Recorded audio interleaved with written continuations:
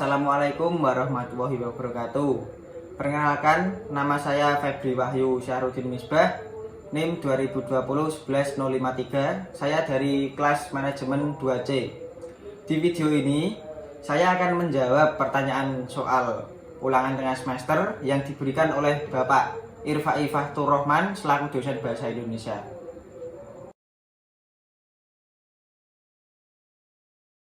Ya, saya akan menjawab soal yang pertama, yaitu jelaskan berdasarkan temuan mahasiswa di lapangan dan faktor apa saja yang menyebabkan kesalahan penulisan kata. Jawabannya yaitu dikarenakan kurangnya pemahaman penulisan saat merangkai ejaan kata-kata tersebut. Seterusnya, contoh yang sering kali saya jumpai yaitu seperti mie ayam. Tulisan mie menggunakan kata akhiran e itu salah. Terus contoh lagi, seperti kata praktek. Yang benar itu praktik, pakai i, bukan pakai e.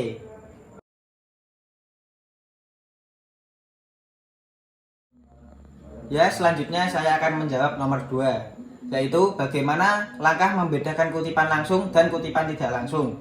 Jawaban saya yaitu kutipan langsung biasanya digunakan oleh penulis di awalan kalimat, lalu ditambah atau disertakan tahun beserta halaman.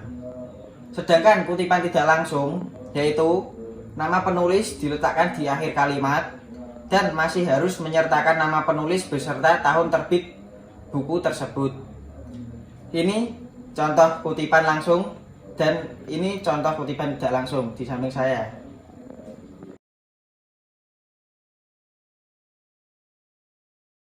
Ya, yang selanjutnya soal nomor 3. Apa perbedaan biografi dan bibliografi? Jawaban saya yaitu biografi berbeda dengan bibliografi. Biografi adalah memuat seperti riwayat hidup seseorang secara khusus yang membahas satu orang tokoh dan cakupan materinya lebih luas. Sedangkan bibliografi merupakan alat penelusuran biografi seperti katalog, daftar pusaka. Bibliografi hanya menunjukkan biografi secara garis besar. Contohnya yaitu seperti di samping saya ini, contoh biografi dan tes bibliografi.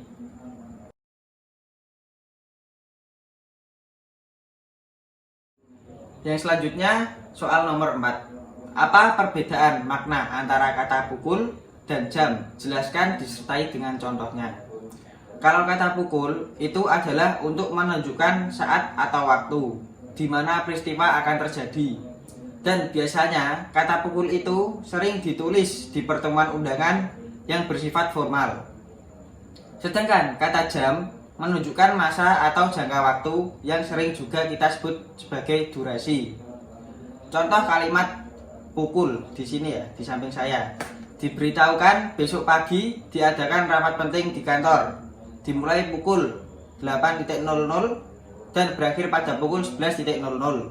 Dan contoh kalimat jam, sekarang sudah saatnya jam makan siang. Kita harus segera makan siang sebelum jam makan siang sudah habis waktunya.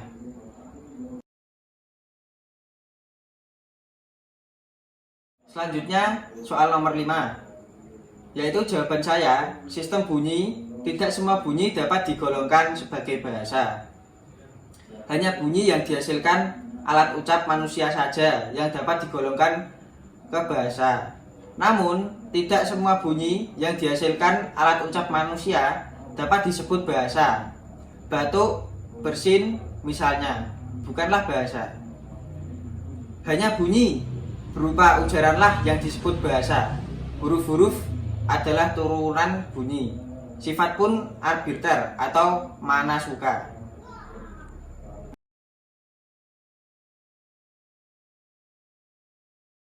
Lalu selanjutnya soal nomor 6. Mengapa sering terjadi kesalahan penulisan tanda koma dan berikan 5 contohnya?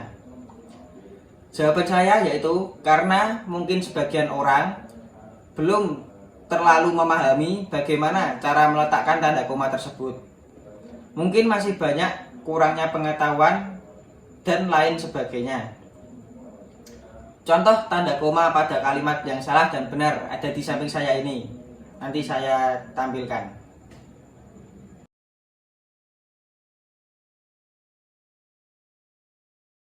Yang selanjutnya pertanyaan soal nomor 7. Jawaban saya yaitu secara garis besar perbedaan keduanya dapat dilihat dari kata sesudah dan sebelumnya.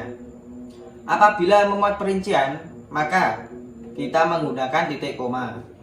Sedangkan untuk titik 2 penggunaannya lebih beraneka ragam. Titik 2 digunakan di akhir dari suatu pernyataan lengkap, sedangkan titik koma digunakan sebagai pengganti kata penghubung untuk memisahkan kalimat. Contohnya ada di samping saya ini.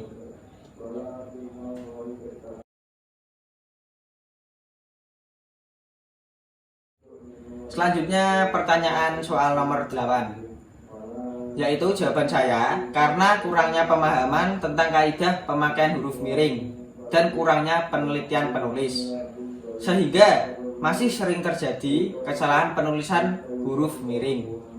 Berikut ini contohnya ada di samping saya ini ya.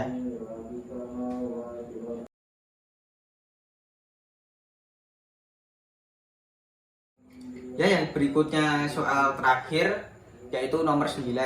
Jawaban saya, pemakaian huruf meliputi pemakaian huruf vokal dan konsonan, baik gabungan vokal maupun konsonan. Gabungan vokal tidak dapat dipisahkan tetapi merupakan satu kesatuan. Demikian pula gabungan konsonan yang merupakan satu kesatuan komponen yang tidak dapat dipisahkan. Ya, itulah jawaban ulangan tengah semester dari saya. Apabila ada kesalahan saat saya berbicara, mohon dimaafkan. Sekian dari saya. Wassalamualaikum warahmatullahi wabarakatuh.